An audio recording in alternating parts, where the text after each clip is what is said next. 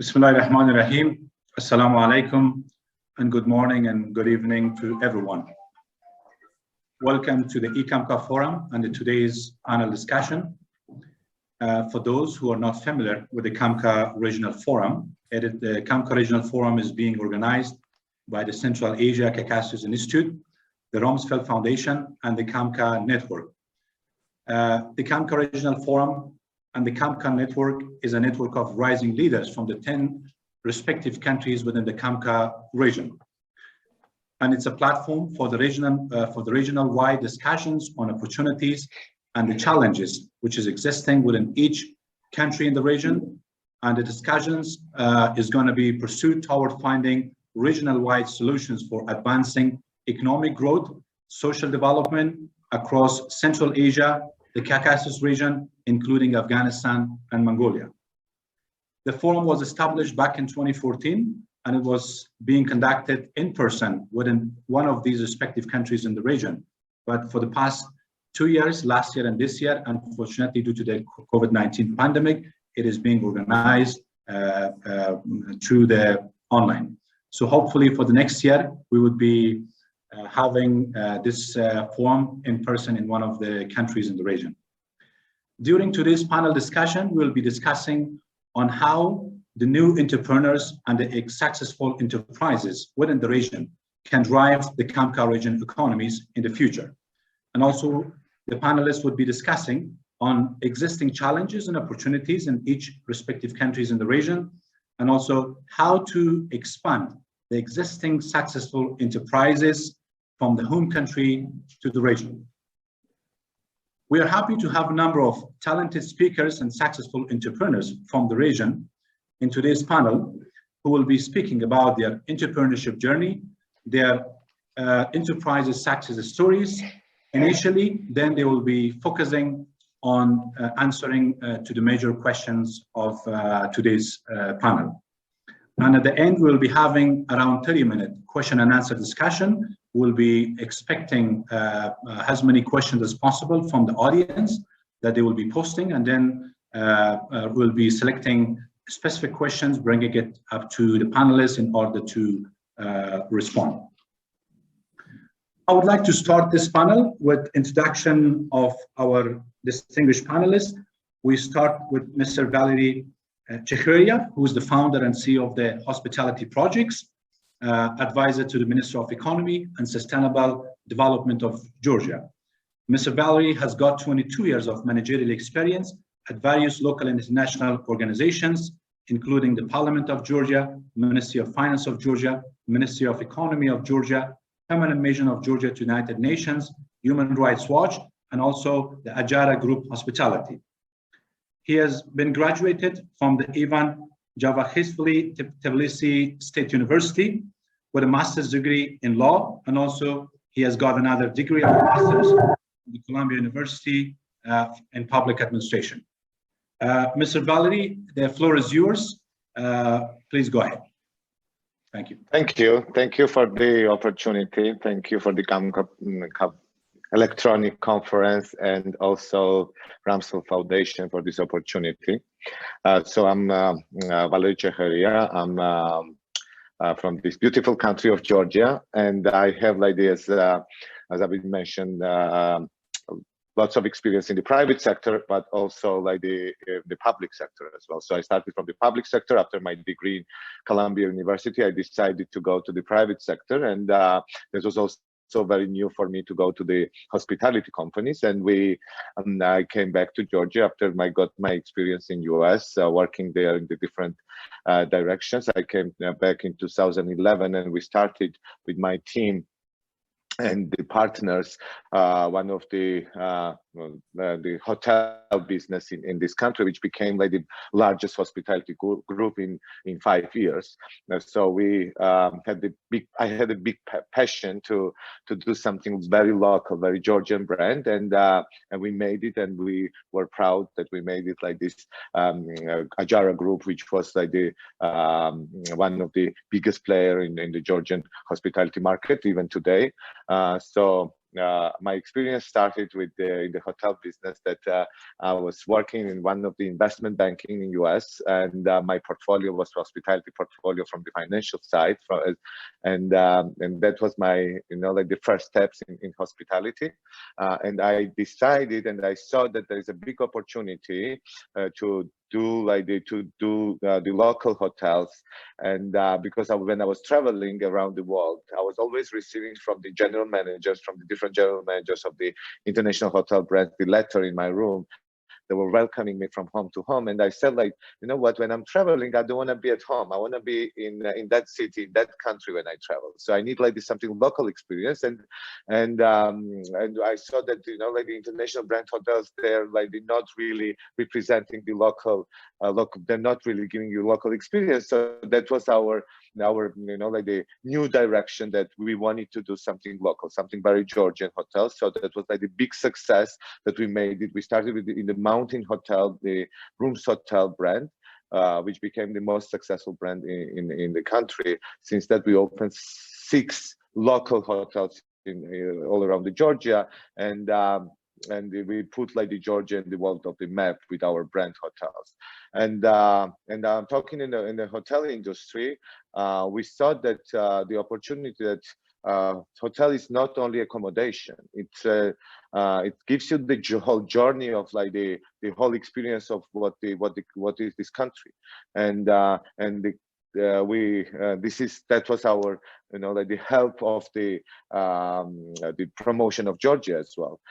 We promoted Georgian art, we promoted Georgian culture, we promoted Georgian gastronomy through our hotels. In 2006. Georgia is known as the biggest agricultural country. In 2006, when we had like the conflict with Russia put embargo on the Georgian products, and since that we couldn't sell the Georgian products in the Russian market. So lots of farmers from Georgia, they decided to do the other businesses. So when we started the hotel business, we understood that it's impossible to develop the local brand hotel without developing local gastronomy. So we contacted the farmers, and we asked them that, like, if you're going to produce some different, if you're going to cultivate some different products, we will be the biggest buyers from your side. And that was like the biggest hope for the Georgian culture, for the Georgian agricultural direction. And that was like the biggest hope for the Georgian farmers to become bankable, because none of the banks were providing the loans for them, and because they had no market to sell their products. So since we gave the contracts, they became bankable. So we were guaranteed buyers of their products, and we contacted like from beginning 5,000 farmers, and all the hotels were we were getting like all these fresh products every day from the Georgian farmers. So that was like the help and development of the agriculture and the hospitality together, which helped a lot to promote like the Georgian gastronomy in the world, and the Georgian wine, which was very known, as well as an scientifically proved now. And the Bordeaux Museum announced this 4 years ago officially that the first drop of the wines were found in the Georgian territory. So the wine, sorry to my French friends, but this was already known, and they confirmed that the wine in the world comes from the Georgian side. So that was like also one of the biggest promotion for the Georgian gastronomy. So we were creating this is what I was talking, that we were not promoting only hospitality, we were promoting the whole country's economy and whole country's agriculture as well. So that was like the biggest CSR project from our side, and it worked. So also like we were opening hotels in our region, so that was helping to develop our regions a lot. So for example, we were giving this opportunity to the local people, local people, wherever we were doing the hotels, in the mountains, in the capital, or the seaside. We were giving the opportunity to our local people to participate in the hotel industry and to be part of the hotel business. And we were hiring them, training, providing like all this, like the international hotel experience opportunities, plus we were helping them to open like the local restaurant and local places. For example, I want to bring this example because it worked very well and it helped a lot to develop the local economy. For example, the first hotel we were open, it was like the mountain hotel in Kosmetic.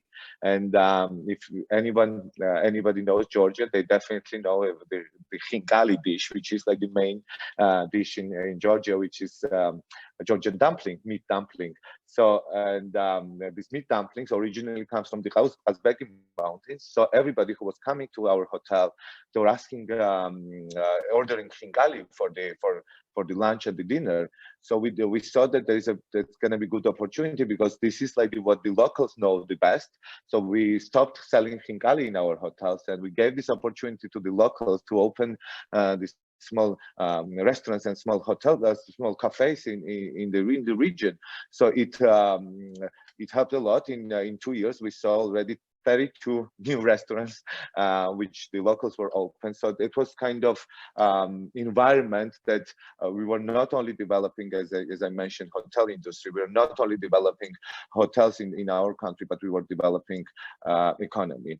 Also, like one of the examples that I want to bring, because we are not like the rich country and we don't have that much, like the resources. Our economy is based on now in tourism and the agriculture, the biggest part. So, and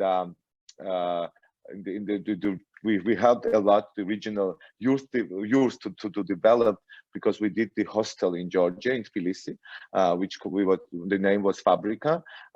Everybody of the young generation who were coming from the regions, who were coming from the different cities to Tbilisi, they were staying either with the relatives or they were going the same day back to their house. So we saw this opportunity to and we create this amazing hostel, which was affordable for every traveler. And it was started from the sharing rooms for $6 and up. And we made this place, and they were mixing with the international travelers, and they were meeting the international travelers, all these young generations who were coming and staying in our hotel. They were promoting their cities, their villages, their regions, and they were taking all these international guests. They were meeting in the Fabrica hotel, and they were showing the Georgia. So that was another biggest success of our group. Also, like we became so big in 10 years. We built like this. We opened 7 hotels, and that was like the most popular hotels in the market.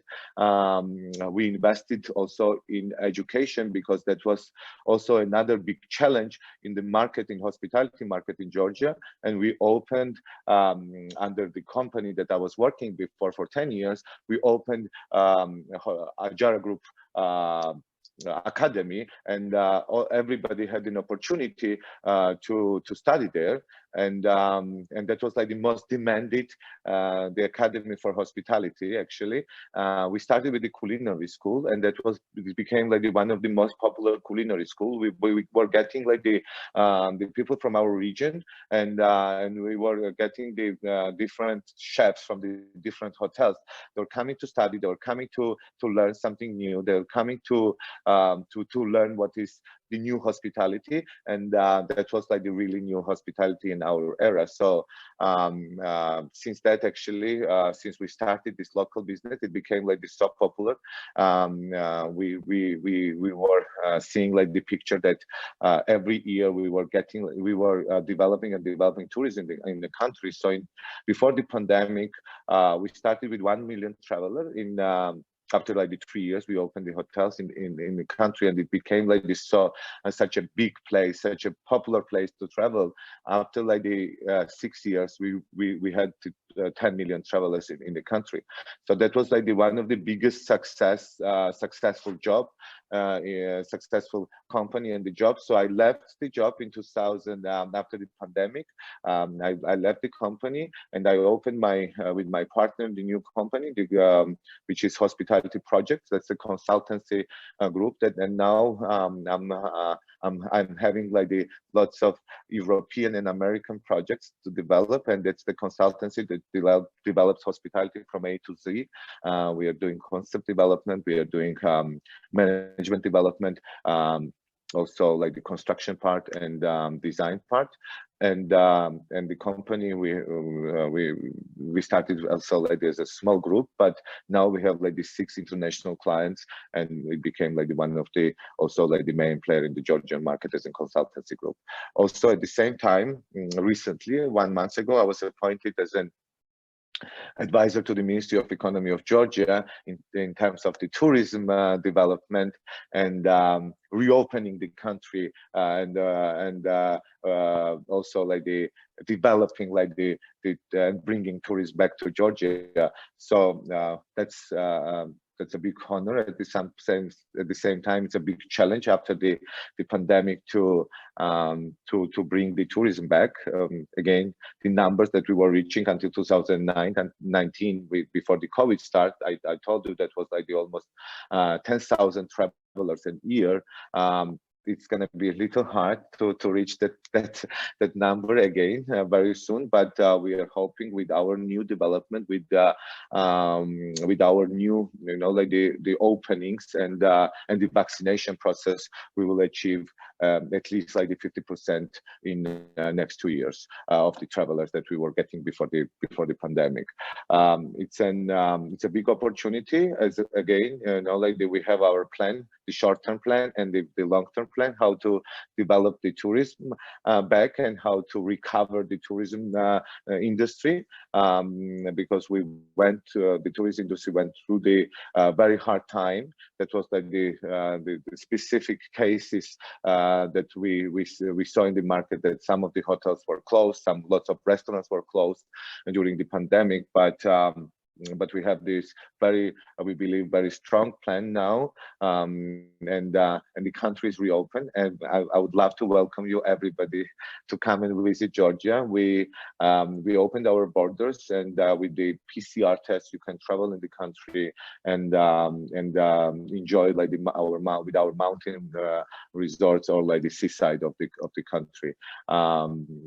That's actually what I can say in very short period of time what I have, but I'm open to all the questions, and please don't hesitate to ask me any question regarding either like the agricultural direction or hospitality direction in Georgia. Thanks. Thank you very much, Valerie. Very impressive. Many congratulations for all the initiatives and the successes that you and your group has made so far. No question that the hospitality sector is one of the potential and growing sector in Georgia and also in the region. And the hotel projects is a need, and it's a growing demand for the entire region. How do you see the chances of expanding your chain of hotels into the other countries in the CAMCA region, which there is a demand and requirement? For example, in Uzbekistan, in Afghanistan, in Mongolia, in Kazakhstan, is already so many good hotel brands are already there. Tajikistan or Kyrgyzstan. Can you just, in short, talk about this point as well? Absolutely. Ladies, before, excuse me, do you hear me well? So so as I told you, I spent like the 10 years being like the CEO and of Ajara Group, and then head of the chairman of the board of directors of Ajara Group. So I left the company in January 2021, and I started my own consultancy company with my partner. So the whole idea of the consultancy company is to help the hoteliers or developers to develop something local brand and promote like the local brand in the market. So we have enough knowledge and enough experience with my partners to then we made this big success in our country. So that's a great opportunity to know to introduce your country to the travelers, to introduce your country to and put your country in the map of the world. So we are using all the local sources to develop the hotel. It's not like the only one hotel that people need to travel now. When they're staying in a hotel, they want to get like the very local experience. They want to again they try local food. They want to meet like the local people in their places, and they want to see the local artists or local musicians or listen like the different cultural or see different cultural events in your place. Actually, we provided what is the best from our consultancy. We plan this together and we put together with the hotel, with the different spaces. We put like the museums, we put the galleries, we do like the artist residencies, we do the space for we were providing the space for the farmers, the local farmers to introduce their product, to sell their products through our hotels. We are giving the chance to the local artists to put their art in the wall of the hotels and to promote. And this is what the travelers need now. This is what their travelers are looking for. Yes, the big chains are like very popular, and of course, you know, like I have like the big appreciation because I started with the international brand chain hotels, but today's travelers, they need to see, and when they travel, they want to see something very local. And when you're staying in the brand hotel, everything looks similar in every city. Same uniforms, same smiles, same trainings from the staff, same hello, same goodbye. You know, like that's the difference that what we are providing and what we are offering from our company to give like the different experience, to give like not like if I want to have like the burger, I'm gonna go and have the burger in a burger, you know, like the mother country in US. But when you're in Georgia, we can provide. We can't really provide the better burger than US could do. You know, like we can provide better khinkali and the better local product. This is actually what's the difference between my company and the other consultancy groups. We are studying like all this local. Place where we are building the hotel or where we are opening hotel, we are putting like as much as we can from the local people and from the local culture. Thank you very much. Thank you very much, Valerie.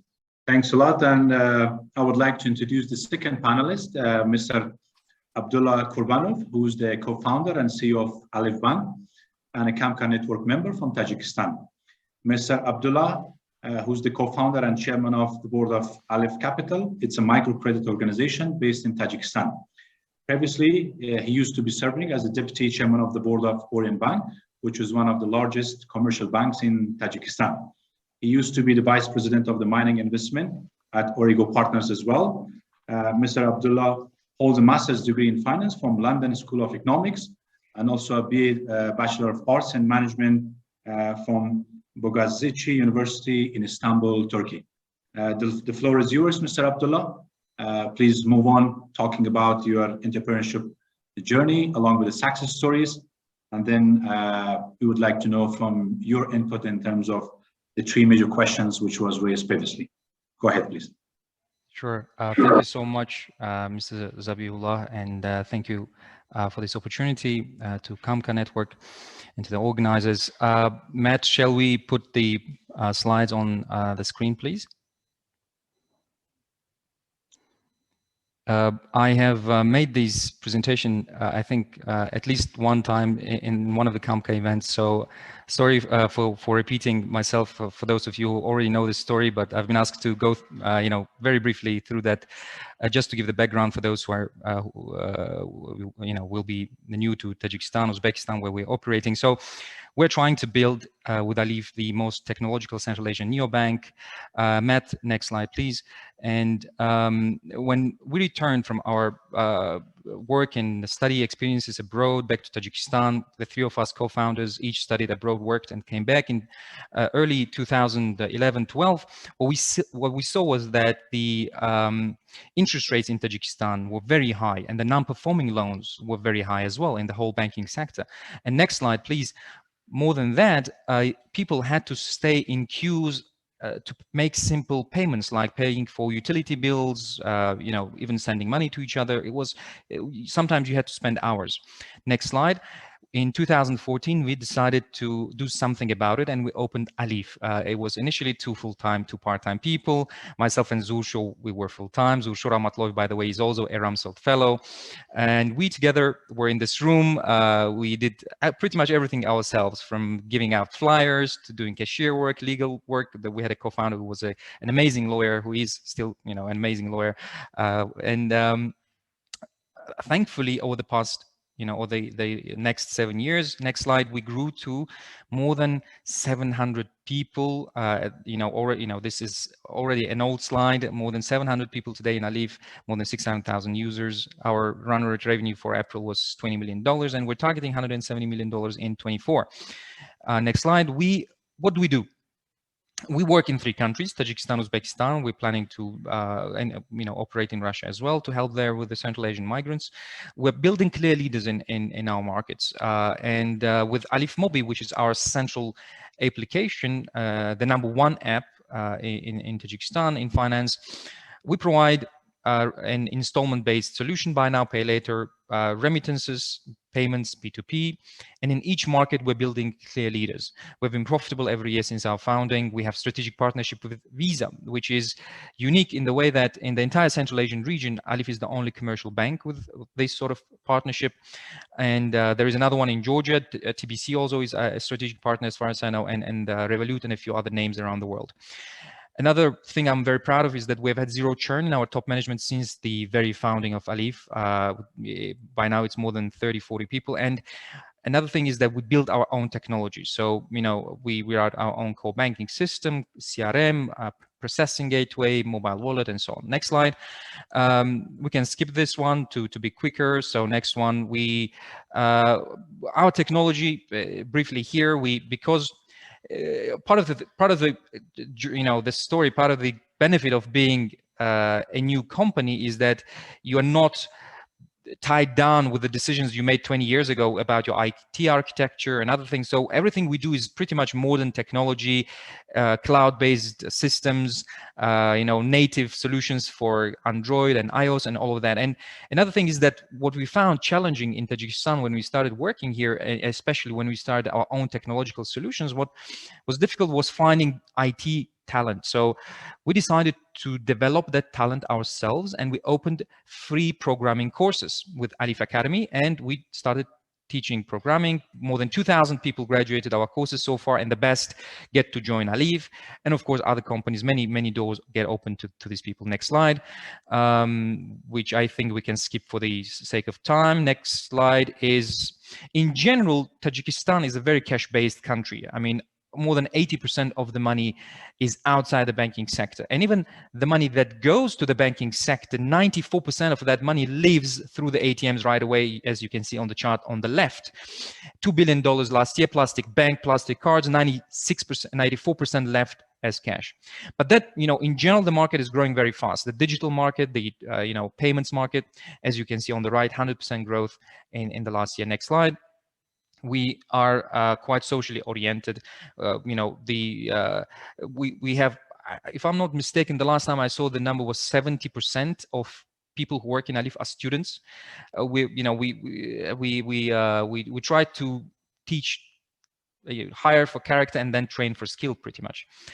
In terms of a highly meritocratic process, we get over 1,000 job applications per month. We hire 5-10 people, and lots of different initiatives in Alif that I can talk about later if there are questions. Next slide.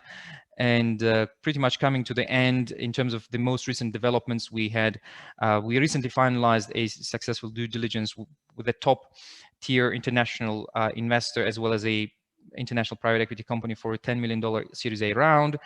We got awarded by the World Islamic FinTech Awards as the #1 Sharia-compliant payments solution. And we were recently voted as the most trusted bank in Tajikistan by an independent survey. And a number of other things happened in the past months, which we're quite excited about. The last slide, if I may, we can skip this one, and last 2 slides, pretty much the team. Our investor from the last round and the chairman of the board of Shadi, myself, Zulsho and Firdaus. Zulsho, as I said, is also around Ferrell. This is the founding team. My privilege to be working with them. And the next slide, I'm very privileged to be working with all these young people who each has an amazing story. I would love to tell if there was interest. Some of the very bright and most talented people in this part of the world. Now I'll quickly move on to the questions that were put to us. We can take down the slides. Thank you very much, Matt. So there were a couple of questions that were put forward. Now, I think one of the questions was what will facilitate the growth of private sector? I think first, I would say regional integration and connectivity, flights, visas, and everything. Our own example, there were no flights to Tashkent for a very long time, to Uzbekistan. Tajikistan, Uzbekistan are neighbors, and the flights opened recently, like 3 years ago, and this was tremendous help for us, and very accidentally, because I was trying to fly to Japan, and I had to take transit from via Tashkent. That was the easiest way to fly to Japan. I got to see, and see how the market is vibrant, get to talk to a lot of entrepreneurs there, and it was, lots of ideas appeared, and then we trailed together with Zursho and Firdaus, and we saw and really liked the market, and we decided to invest. So connectivity matters. Having those no visa regimes, being able to easily fly matters, but still it's not great, because we have very 2 flights per week to Tashkent. We have 1 flight per week to Bishkek. We have 2 flights to Almaty. Still not great, can be improved significantly. We're planning to fly to Kabul tomorrow, actually. Unfortunately, had to cancel due to COVID, but at the moment there are just 1 flight per week to Kabul. Not great. Visa regimes as well need to be simplified. So that's first, integration, connectivity. Second is about getting taxation right, locally, and as well for international investors, if the countries prioritizes that. Taxation in Uzbekistan, our experience of being an international company in Uzbekistan, it's very straightforward for us. We have, and we were able to get to the IT park in Uzbekistan, have a good tax regime. It's clear, it works, and when we even compare, when we pay salaries for developers, for programmers in Tajikistan, unfortunately we have to pay much higher salaries than we have to pay in Uzbekistan. And in general, those sort of taxation decisions do matter. They do drive business in the right direction, and we are investing heavily in IT in Uzbekistan as a result. Of course, in Tajikistan, we still have the strongest IT team here, but getting taxation right is quite important. And as a separate topic, one thing, the most important thing for that is making sure that everyone can pay taxes equally. There is a level playing field. And that's one something that can also be invested in our countries. And maybe I'll just go with the final thing that for this, and we can do more Q&As later. It's about the border relations and border related conflicts, and it's understandably one of the hardest challenges out there, and definitely any effort spent on resolving such issues is very well spent effort. Tajikistan and Kyrgyzstan very unfortunately had a border related conflict recently, and it's quite upsetting, quite saddening. I have lots of amazing friends in Kyrgyzstan. The fintech market, IT market there is quite interesting for us, but now we have to wait for things to normalize, and I do very much hope that things will become much better going forward. I'll leave it at that. Hope if we can, if there are any questions, we can then touch upon relevant issues later. Thank you. Thank you very much, Mr. Abdullah, and wishing you all the best with your team for the expansion of the Aleph Bank to the rest of the region. Indeed, the access to finance is still a challenge for the region, for most of the countries in the region, and also lack of capital markets and finance is a challenge in order for the project opportunities to grow faster and become successful. Just a quick question: that how was your experience of expanding Aleph Bank to Uzbekistan? What were the 3 major challenges, and what were the major opportunities that you faced from the first expansion to Uzbekistan from Tajikistan? Quickly, please. Sure. Top 3 challenges. I have to think hard about it, because we really enjoyed almost everything about expanding to Uzbekistan. The team, building the team there is also as difficult as in Tajikistan. So building the team, I would put as one. While Uzbekistan has many more amazing universities, good educational infrastructure, there's still, you have to fight for talent, and that there aren't enough to go around, basically. So building the right team has been challenging. Secondly, bringing investment is one of the key challenges, because in Uzbek, still a lot, strangely enough, still, well, strangely or not, still a lot of people don't know about Uzbekistan and Tajikistan. And if you're trying to bring foreign investment, and we've succeeded in bringing just about $30 million so far to Uzbekistan, which we're quite happy about. And, that's one of the things that take a lot of our time and effort, to convince investors that, it's a stable country, politically stable. A lot of worries of investors is around that political stability, the history, and all of that, and the stability of the exchange, currency, and so on. That's the second. Third, it's that's fine. If you don't remember, that's fine. It's fair enough. Yeah. Then there's one more question that I would like you to answer it after rest of the speakers has given a chance to talk about their points about how you deal with the new laws and regulation in Uzbekistan, because that's also a complicated matter. And for the past few years, most of the new investors which have entered Uzbekistan market, they have been facing so many challenges in terms of adjusting their business into the laws and regulations over there, which we wanted to answer during the question and answer. Thank you. Sure, thank you. Now I would like to introduce Ms. Kholan Davadorj, who is the founder and director and chief of technologist of the Natural Essentials LLC from Mongolia. She's a CAMCA network member. Ms. Kholan is a social entrepreneur, founder, director, and chief technologist of Lamor Products LLC, which I myself is very impressed from the quality of their products. In 2014, Ms. Kholan has started Mongolia's first organic skincare brand, which is called Lamor. Ms. Kholan is also the founder of the Finding Your Passion program that provides teenagers with the skills and mindset to find their inner passion and get prepared for the international world. She holds an MPA in International Energy Management and Policy from Columbia University School of International and Public Affairs, and also she got a master's in public policy from the Hertie School of Governance in Berlin, Germany. The floor is yours, Ms. Kholan. Go ahead, please.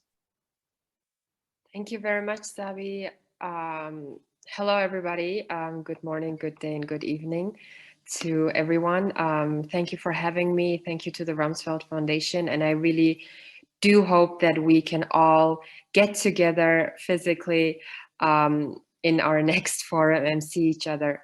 So I have never been thinking about entrepreneurship, but it really did start because of my own problems. So as mentioned, I did come back in 2012 after having my degree in renewable energy management, public policy, to work for Mongolia's first wind farm.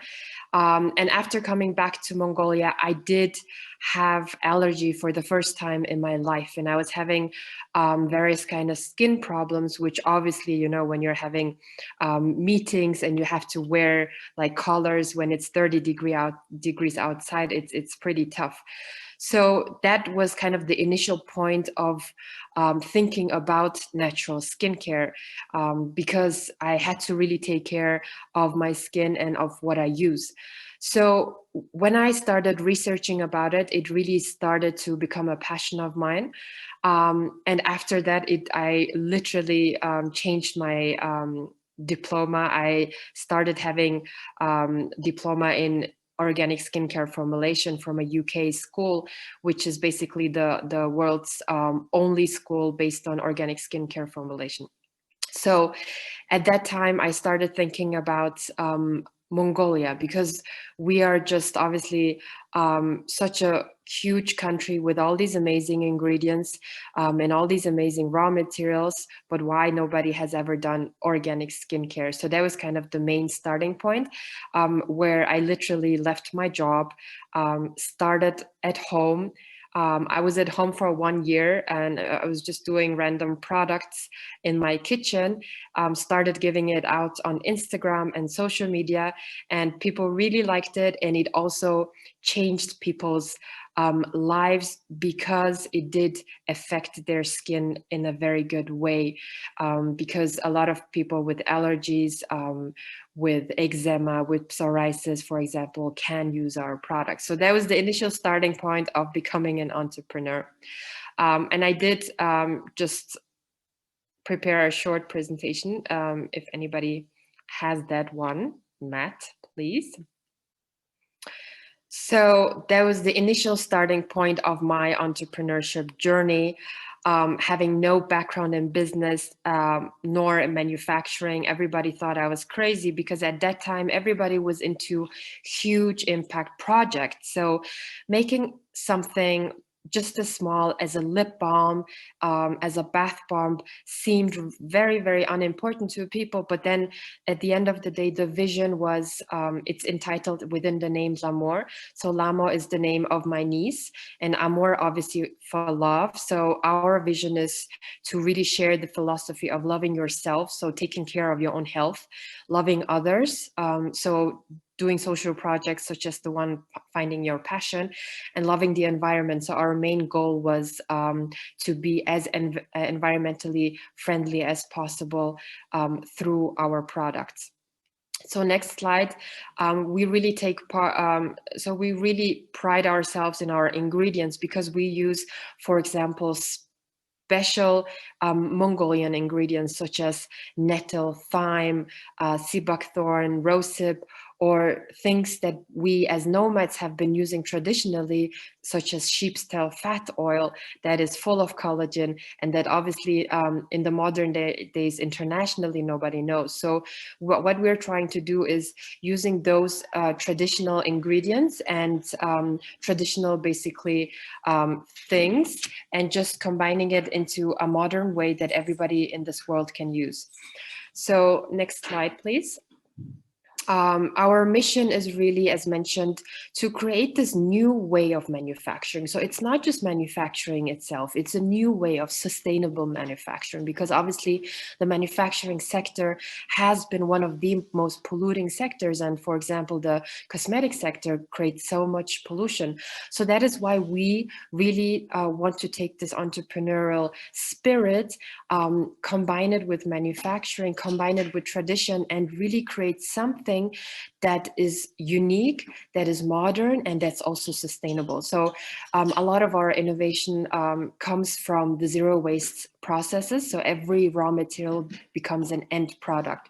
So we are very proud of that. And we are also collaborating, for example, with the Recycling Association, and every waste that is, created from within our work, let's say from the office, etc., is being used as an ingredient for other manufacturing. So if you take a look at the next slide, we did start, so as I mentioned, I was 1 year at home. The second year we had 8 people. The third year we already had 20 people. And within 2 years, we started exporting to countries such as Hong Kong, Taiwan, Thailand, US, Australia, Kuwait, and Japan. So I think for us, one of the greatest achievements was indeed Japan, because obviously Japan is one of the highest standard countries for skincare products. And one of the most, I think, important and unique aspects that I want to also share is all our distributors are in fact entrepreneurs, because we are not dealing with big companies. None of the distributors are, for example, big distribution companies.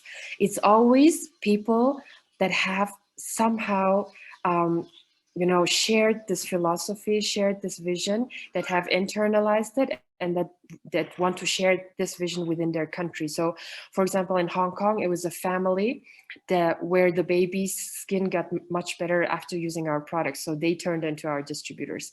In Thailand, it was a woman who was working for a bank. She quit her job. She started becoming our distributor. And with the revenue she gets, she collaborates with the Association for the Blind People in Thailand. And they make, for example, cosmetics bags for them. In Japan as well, it's actually a very young girl. She's, I think, almost only 28. So she has become our distributors, and she has been working really hard and is doing an amazing job. So I think for us, that has also been a very amazing journey, because we do have a WhatsApp group with all our distributors. We call it L'Amour Global Family, and we literally talk there almost every week about the different kind of work that we are doing. So after starting with one product, we now have a range of almost 60 products, and including lifestyle products, we sell more than 100 products. And we did get various kind of awards, the last one being Japan's Sustainable Cosmetic Product Award. So basically being a product that is helping with a lot of the UN SDG goals. One of the proud moments we had was when we got the award for Sustainable SME from Singapore, and when we were also featured on Forbes, Harper's Bazaar, and all these other magazines, where I guess the one proud moment is we never approached them. So we never really asked for them to write about us. They usually approach us, I think, because we try to just take this entrepreneurial spirit and this holistic approach towards manufacturing. So next slide, please. Here you can see, for example, as I mentioned, every raw material, even, you know, the slightest small ingredient becomes an end product. So no waste is being created. And we really want to share this philosophy of loving yourself, loving others, and loving the environment. So for example, next slide, please. So for example, here you can take a look at a few of our products. We have a range of products. And one of the things I think what Valerie was also saying was, because, you know, of what we do, we also don't just want to, you know, export or go global alone. So what we try to do is, besides our products that we produce, we also partner together with Mongolian products that make amazing, unique products with amazing, unique ingredients, such as camel wool. So we do have, for example, camel wool blankets, which are made from other companies and under our name. So when we export this camel wool blanket, it means that another manufacturer actually has additional revenue. For example, the salt lamp, you can see it's a yurt, it's our patent, and it's a salt lamp. It's made of Mongolian rock salt. So, for example, this one is super beneficial, and we also partner with key artisans that make these lamps for us. So that's why not just, you know, having our own success, but also really trying to partner with as many Mongolian raw material manufacturers, suppliers as possible, with as many other manufacturers as possible, to really go global together. So next slide, please. As I mentioned, sustainability is really important to us. So for example, in Mongolia, we started Mongolia's first zero waste corner a few years ago, where we, for example, sell our face oils, our body oils within these glass bottles. So actually customers can come with their own bottles, and then we just kind of fill it into their bottles. So they get it, you know, for a bit less money, because they use the same product over and over again, but then the customer doesn't create packaging waste, and then we don't create packaging waste. So like this, together we can create the sustainable purchasing approach. So for example, we sell our soaps, etc., without any packaging at all, which is kind of the same vision. And we, for example, these baskets are all made from recycled paper. So the baskets where we put our gift, you know, like products, they're all made from recycled paper. So we really try to show, you know, being sustainable is not just one thing. You can actually do it through many different approaches within your process, within everything you do. And then we, for example, use recycled paper within the name card, within our brochure, etc. So we really want to show people that the new type of manufacturing can also be very sustainable. So next slide, please. Thank you very much. This is it so far. We are currently really hoping to expand. Obviously, COVID has been taking a toll on all our distributors, especially, for example, India. So our export has been decreasing, but then on the other hand, we had a lot of great opportunities within other countries and hoping to expand to the CAMCA network as well. So obviously to our neighbors, I do believe that they would especially understand our products far more better than the rest of the world. So that's why we are really looking to expand. And as Zabi mentioned, we have already been in contact and have already started exciting projects and really looking forward to expanding globally. And everybody is welcome to partner with us to also create other kind of projects. So we are very open-minded towards that as well. Thank you so much, Fulan. Very impressive. Many congratulations to you and your team. And we're looking forward to see the L'Amour products in all the cosmetics shops around the world one day. Thank you. Not only the region. Thank you very much. Now I would like to request from Aziz Soltobayev, who is the founder of the KG Labs and the KG Labs Public Foundations. He's a CAMCA network member from Kyrgyzstan. Mr. Aziz is a serial entrepreneur and founder of KG Labs Public Foundation, which seeks to boost the startup ecosystem in Kyrgyzstan. He's also the co-founder of the Kyrgyz chapter of the Internet Society that improves connectivity of the country with the global network. Previously, Mr. Aziz has worked as a co-founder and chairman of the Svetover Group in Bishkek, which is a group of several online companies operating in trading, e-commerce, IT, and system integration areas in Central Asia and China. Mr. Aziz holds a BA in economics from the American University of Central Asia in Bishkek. Mr. Aziz, the floor is yours. Go on, please. Thank you very much for the warm introduction. I'll be short. Briefly, we started our first online shop in Kyrgyz Republic over 17 years ago in the year 2004.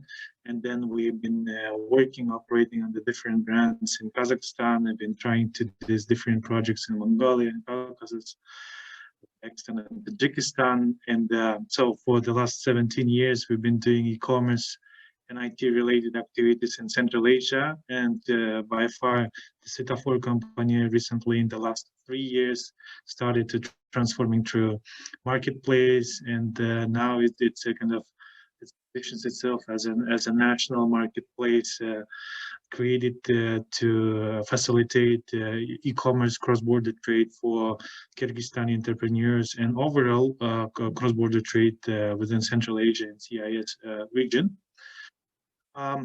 So I would rather share more details about my public activities. One of the things that we're doing together with another Ramsfeld fellow, Talant Sultanov, we co-founded Talant Sultanov, Ermik Niyazov, and Aziz Abakirov, we co-founded Internet Society, Kyrgyzstan chapter, the mission of which is actually Internet for everyone. Based on these organizations, we've been promoting digital agenda, internet connectivity, and with assistance and support of the private sector and civil society, we've been able to achieve our goal by saying that, for example, decreasing price of cross-border internet connectivity from $100 in 2014 up to $1 by the year 2020. So, which makes Kyrgyzstan in top 3 countries with the most affordable mobile broadband internet rates globally.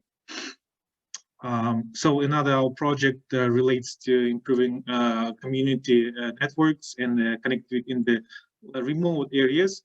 And in this regard, we do different creative activities, such as bringing some kind of telecom equipment by donkeys to the remote mountainous regions in Kyrgyzstan, and setting up masts in order to provide connectivity for local community and special schools. Children as actually is one of our focuses, because in Kyrgyzstan it comprises almost a third of the population.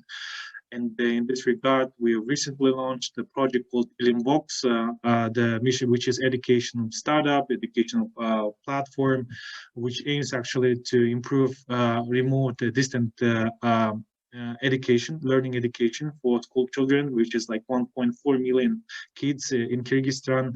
Well, we know that due to pandemic, COVID pandemic, most of our kids have been suffering from, distant learning and all those things, and we've been trying to make it really cool, comfortable, and interesting for kids to learn, and for teachers to use as a platform to communicate with kids.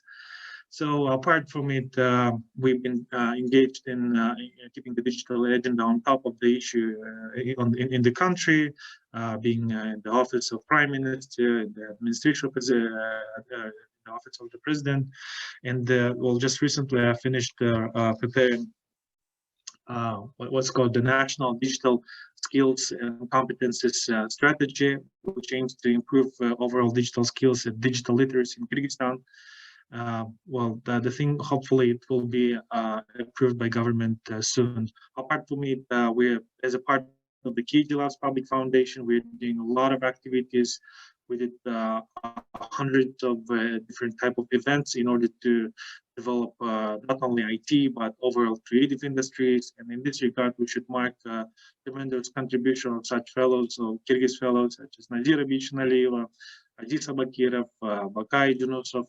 I think that these people actually really making great contribution to development of creative industries in Kyrgyzstan, and we also play a vital role in this regard. So in Central Asian region, apart from these activities, we are helping actually to improve now connectivity in Uzbekistan and in Tajikistan by facilitating government, some stakeholders in different issues, and helping private companies to build right digital transformation models. So I think that's enough for introduction. Thank you very much. Thank you very much, Mr. Aziz. Really appreciate for your valuable inputs in terms of your experience in Kyrgyzstan. One thing I should definitely mention, pardon, together with another Kyrgyz Council fellow, Nurlan Kishtabayev, we also founded Business Angels of Central Asia in order to bridge this kind of the need for seed financing of the youngster entrepreneurs and mezzanine financing. And in this regard, we're open for collaboration with other countries of the region. That is great. Actually, there are multiple revolutions, I can call it, revolutions of the new entrepreneurs has been formed within each of the CAMCA region countries. But I see that there is less linkage and connectivity between these groups of entrepreneurs as well, which is a need in order to expand the connectivity and also to boost the regional integration by the new entrepreneurs. That's how is the major topic of today's panel, that how the new entrepreneurial class can drive the future economies of the region. I really appreciate it, and I would request Mr. Abdullah Badrisi as the final panelist and speaker to talk about his entrepreneurship journey from Afghanistan to Kazakhstan. Mr. Badrisi is a citizen of Kazakhstan, and I can say he's a citizen of Afghanistan as well, because he was born in Afghanistan and he graduated from Kabul Medical Institute, Aboli Sina, in 1992. He served as a doctor in many different places, and currently Mr. Abdullah Had is the general manager at Samarkand Silk Carpets, which is very famous wording, the silk road in the region and from the ancient time. They specialize in handmade silk carpets with natural dyes. Mr. Abdullah Had, the floor is yours. Go on, please. Good evening and good morning to everyone. Thank you very much, Mr. Ziarmal. Like Mr. Ziarmal told, I was born in Afghanistan and then finished university in Kabul as a medical doctor. I worked with the Doctors Without Borders in many countries. So when I was in Kazakhstan, I like Kazakhstan a lot. So I stayed after that in there and opened my own work, not as a medical doctor, but as my family work, which was reviving of the natural vegetable dyes. So I dye more, I mean color. So the many yarn of silk and wool stuff. So we opened one in Kazakhstan. Then also we liked Uzbekistan because Samarkand was the center of tourism. So we wanted to show it more for the tourism and also revive the natural vegetable dyes and the colors of Silk Road in Samarkand. So our work in Samarkand started in 1992. And then with the natural vegetable dyes, like what is natural vegetable dyes actually? Like very simple things, walnut shells, and then pomegranate shells, madder root. And then we also use saffron, whatever you call it.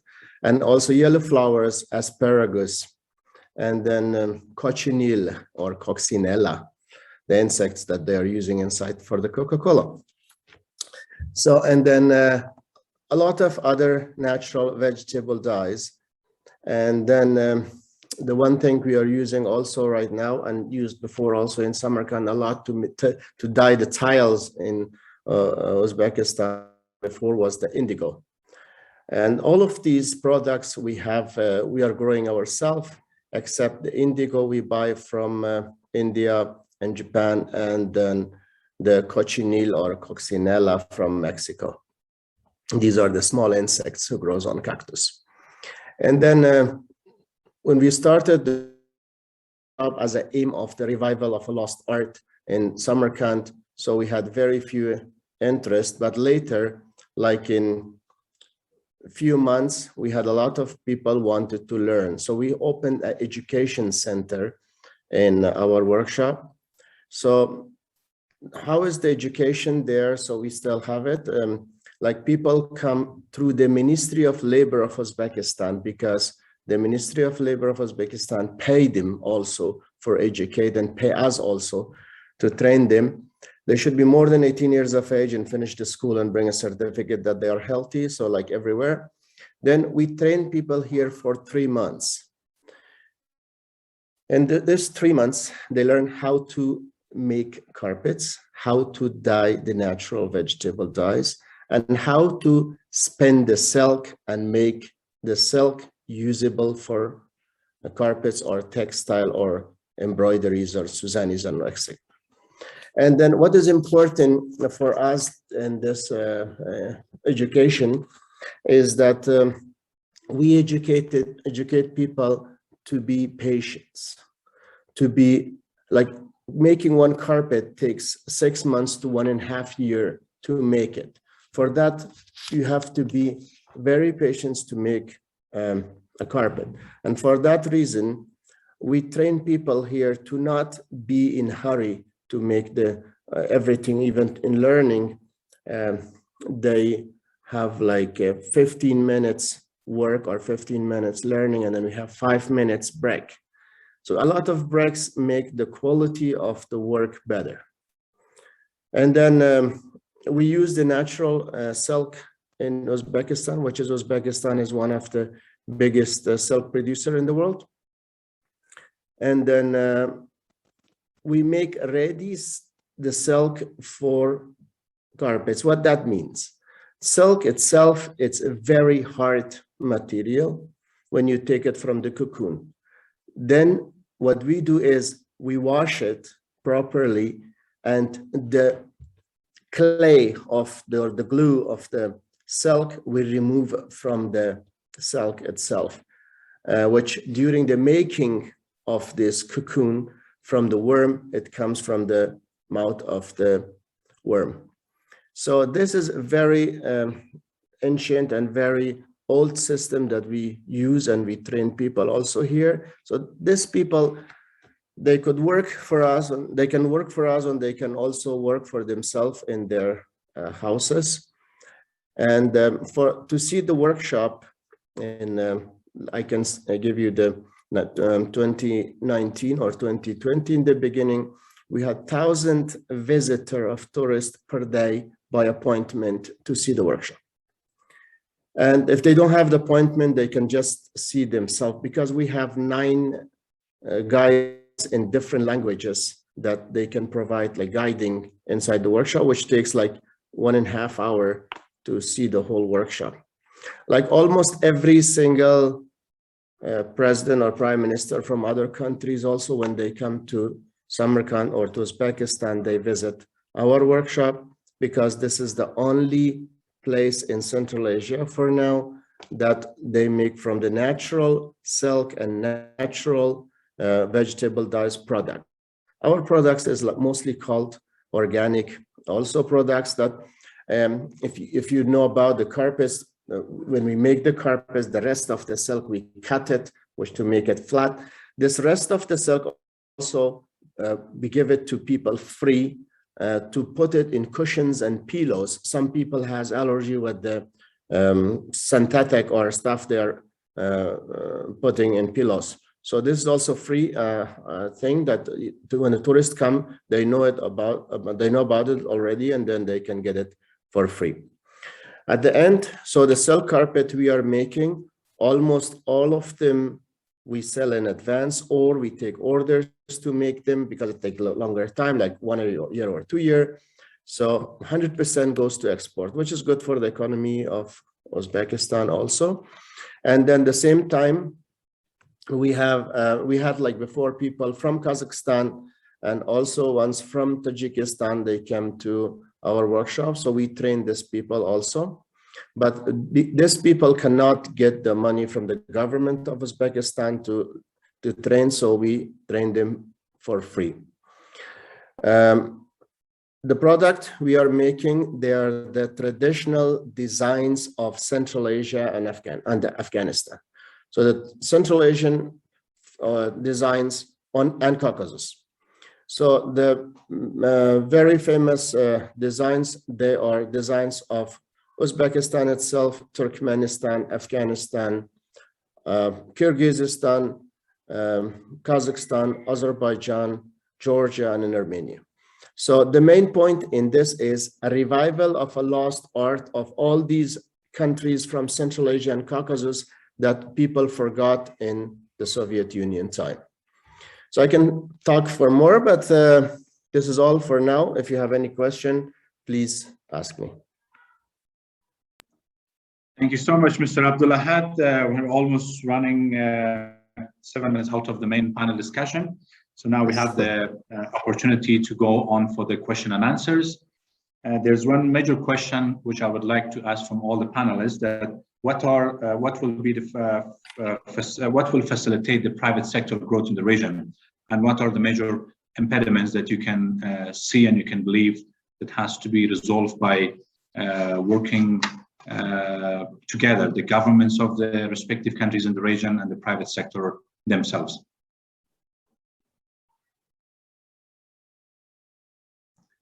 We don't hear you, Mr. Valery. You're muted. Can you please unmute? Hi, sorry. Yes. Should I start?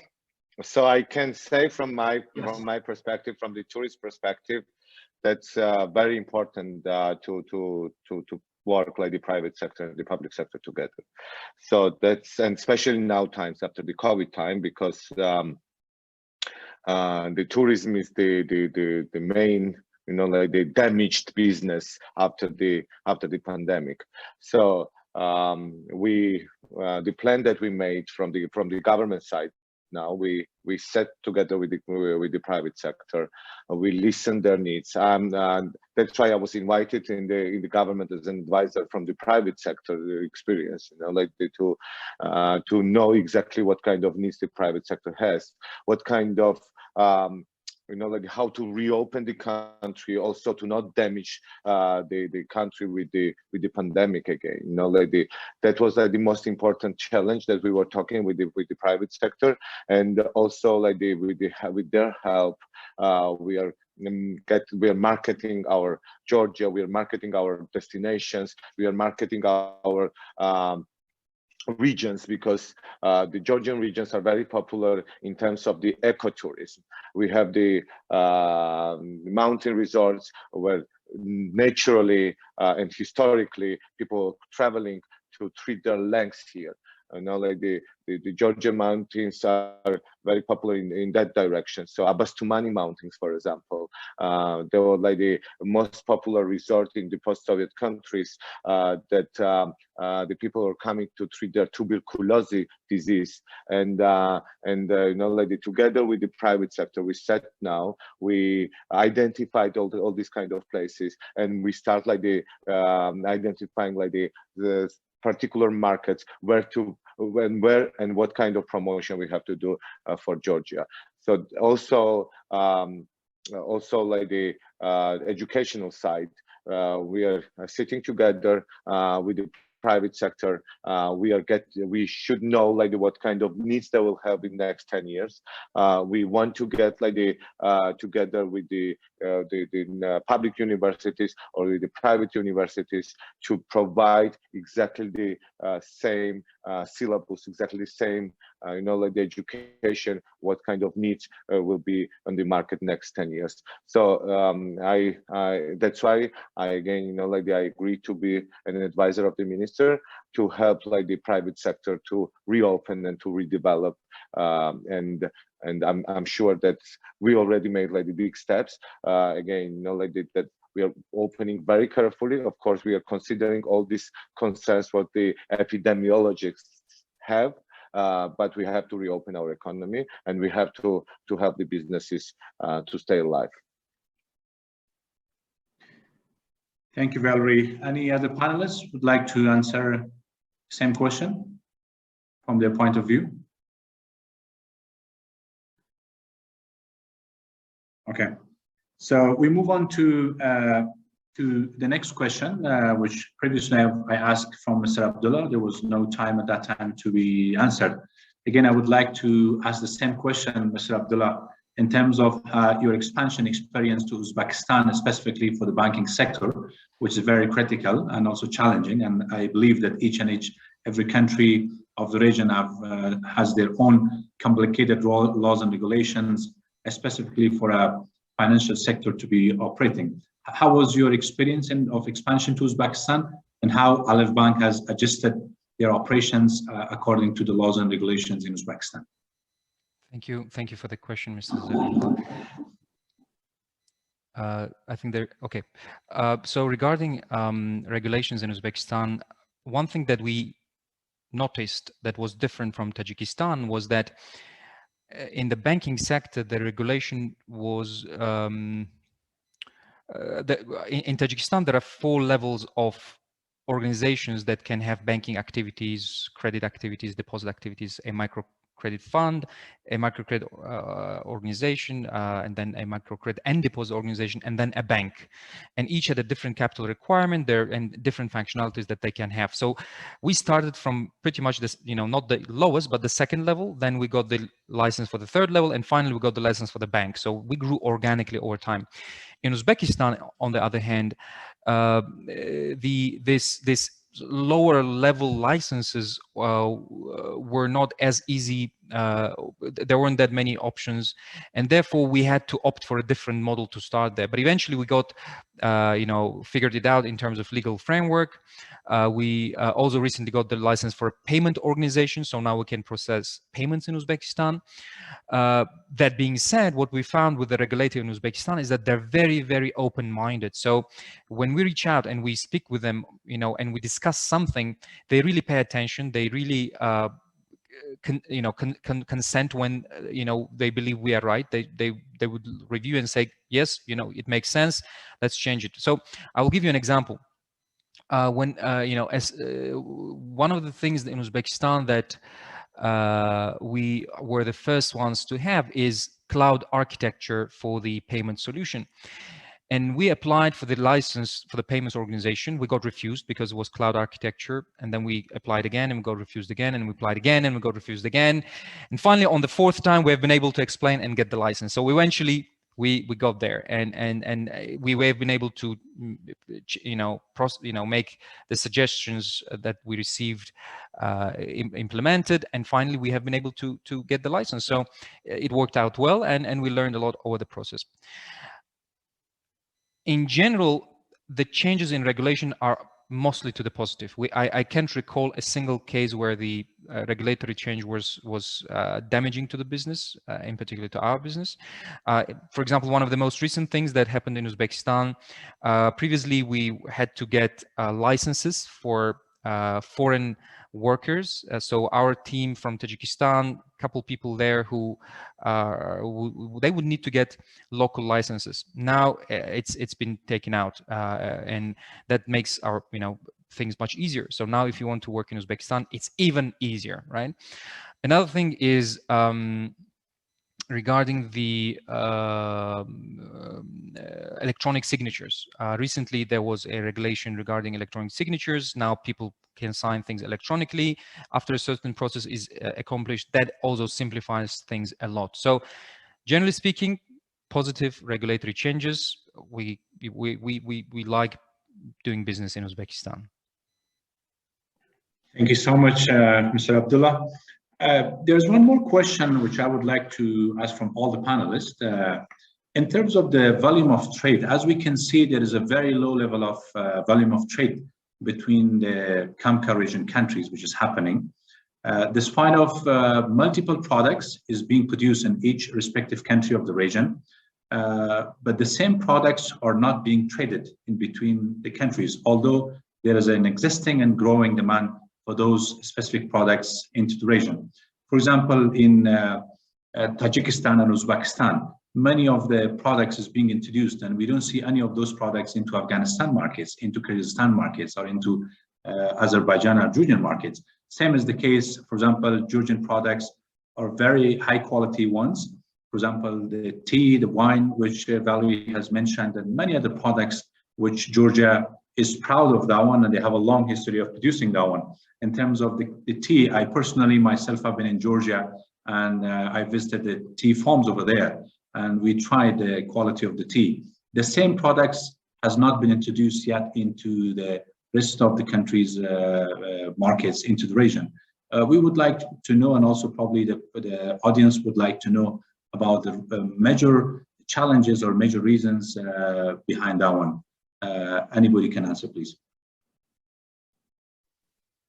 Yeah, I think I would also like to take this opportunity to talk about the CAMCA Business Council, because I think through the Business Council, we are exactly trying to do that, because I think a lot of it has to do with information sharing. So we do not know about the specific businesses within the different countries. So we as a community here through the Rumsfeld Foundation are actually lucky enough to have this information and to be close to this information. So especially with the group that has been created within the CAMCA, the Business Council, we are in fact trying to create a database of the various kind of export companies, so that we can all, first of all, get a sense of what is being traded and what can be traded and what is of interest to our countries.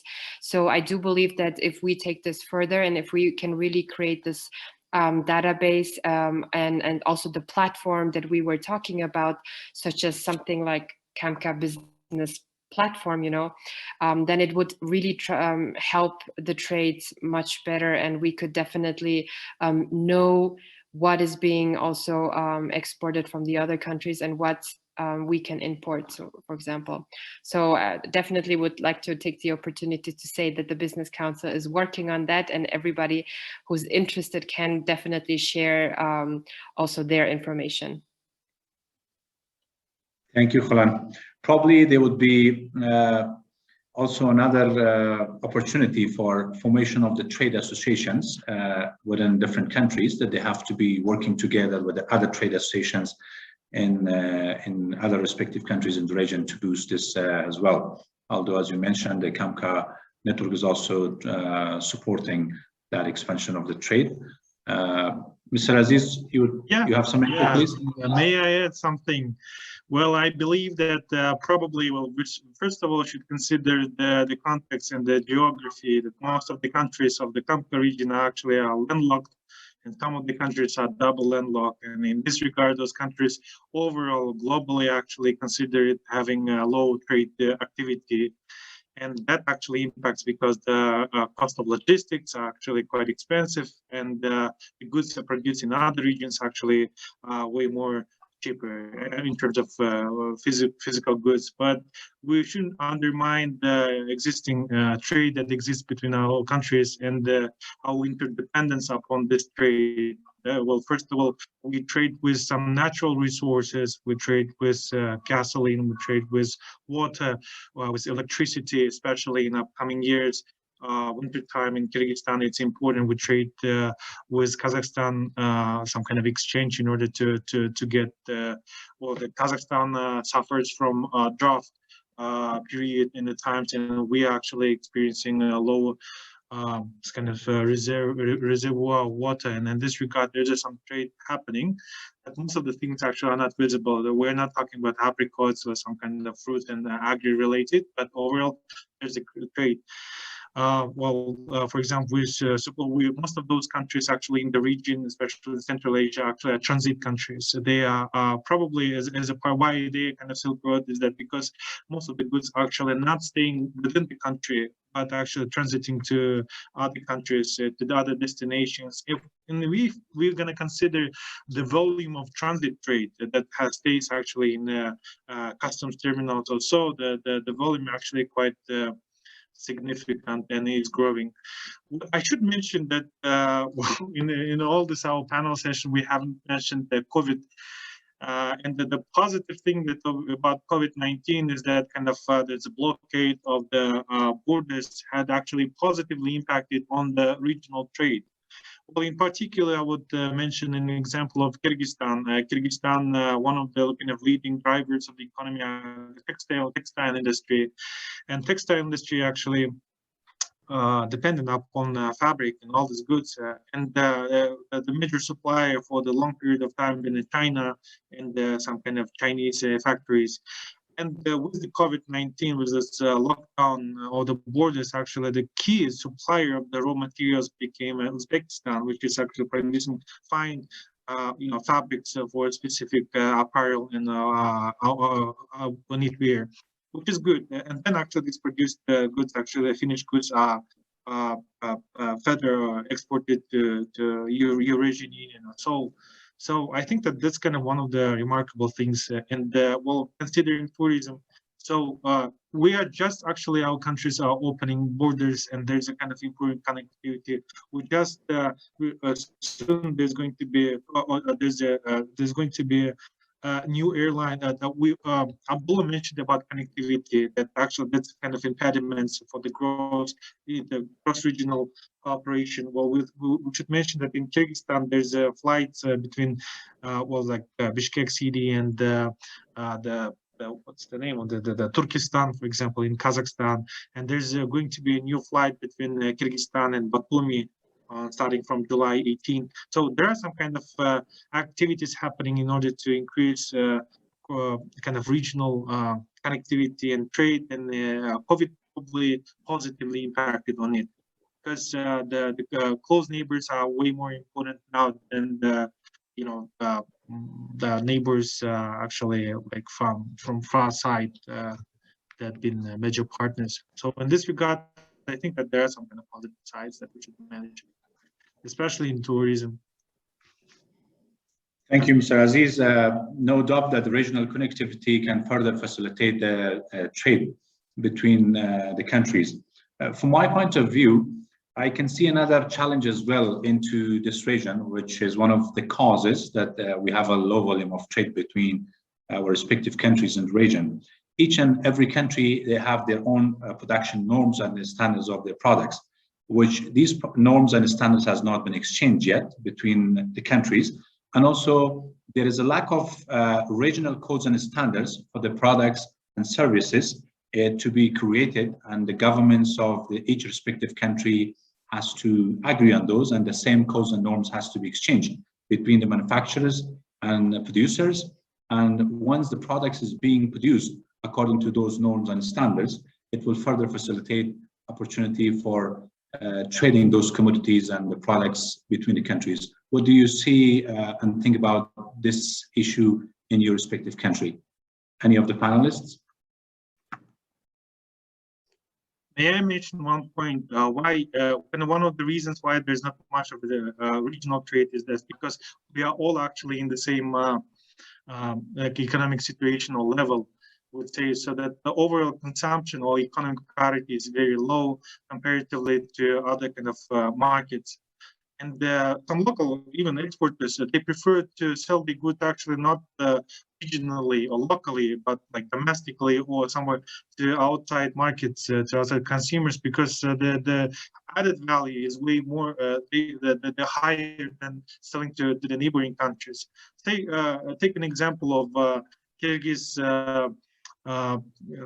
Felt slipper producers actually made from felt. The cost of it actually is pretty low in Kyrgyzstan, and it could be sold to neighboring countries. The retail price in Kyrgyzstan, it's about like $20 per pair, but in the neighboring countries, even in Russia, the same pair would cost about like 25 or 30. But like local producers, artisans prefer to sell it to Western markets, to United States, to Europe, because the retail price there actually is about like $80 or like $100.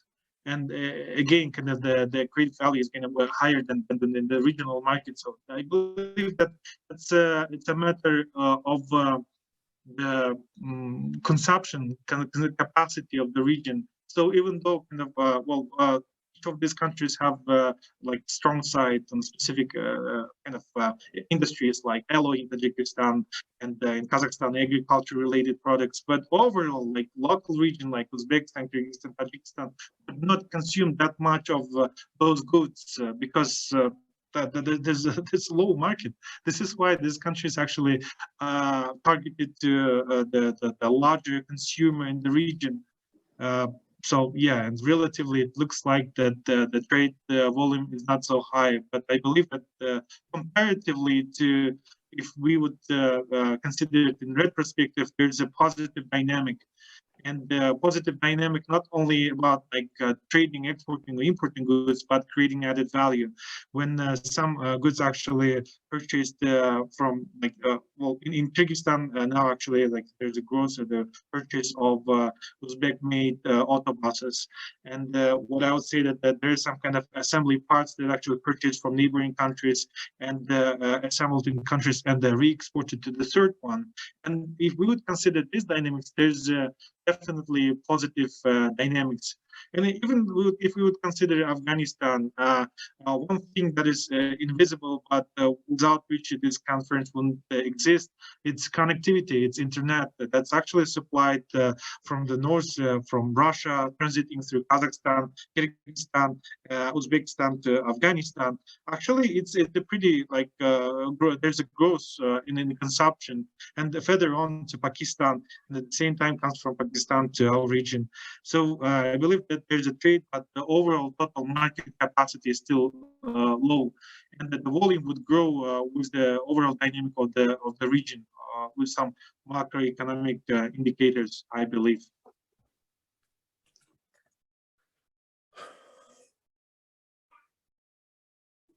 Your voice is off, Mr. Ziarmal.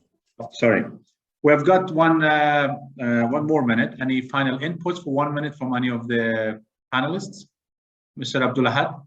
Yes, I just wanted to give some information about the businesses between the countries of Central Asia, Caucasus, and Afghanistan. Very short, you know all of them, but just I wanted to say that for Uzbekistan and Afghanistan, the wheat from Kazakhstan and the wood is going every day.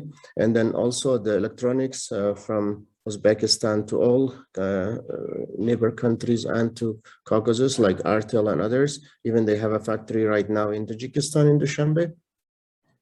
And then the honey from Kyrgyzstan and going to, you can find it in every market in Central Asia, even in Samarkand city. And then also from Afghanistan, we have like drinks and energy drinks that we can find in the markets of Central Asia. This is just an information thing. And then I want to just say that The new CAMCA members or the other members, I have a suggestion, like if they do bridging the divided countries, it will be with networking will be the best way. Thank you. Thank you, Mr. Abdullah. Thank you very much, the panelists. I would like to thank the audience also being with us in today's interesting panel, and have a good evening to everyone in the CAMCA region, and have a good morning to everyone in the US side. Thanks a lot.